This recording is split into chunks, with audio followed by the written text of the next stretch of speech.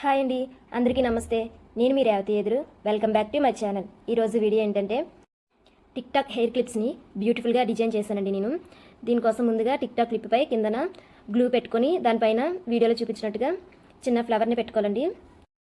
ఇదేంటంటే flower bead అండి. బీడ్స్లో flowers కూడా ఉంటాయి. దీనికి మధ్యలో స్టోన్ వచ్చింది, స్టోన్ లేనివి కూడా ఉంటాయండి. వీటిలో కలర్స్ కూడా ఉంటాయి.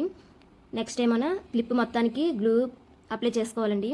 మొత్తం అప్లై చేసుకున్న తర్వాత ఈ హాఫ్ బీడ్స్ ఉన్నాయి కదా, రెయిన్బో ప్యారలర్ బీడ్స్, వీటిని ఒకటి ఒకటిగా తీసుకొని అంటించుకుంటూ క్లిప్ మొత్తం అంటించుకోవాలండి. దగ్గరికి అంటించుకుంటే అందంగా కనబడుతుంది అనమాట.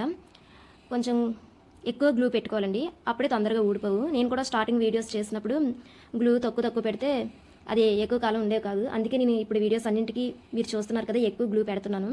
ఇలా అయితే ఊడిపోవు అనమాట, చాలా గట్టిగా అంటుకుపోతున్నాయి ఆరిపోయిన తర్వాత. మొత్తం క్లిప్ మొత్తం పెట్టేసుకున్నాం కదా. ఇప్పుడు ఏమైనా ఫ్లవర్కి అటు ఇటు ప్లేస్ ఉండిపోయింది కదండి, ఆ ప్లేస్లో మనం ఐ షేప్ కుందన్ని అంటించుకోవాలండి. ఇది 3mm కుందను, గోల్డ్ కలర్. ఈ ఐ షేప్ కుందన్స్ పెట్టుకోవడం వల్ల ఫ్లవర్కి ఆకులు ఉన్నట్టుగా మంచిగా లుక్ వస్తుంది అనమాట.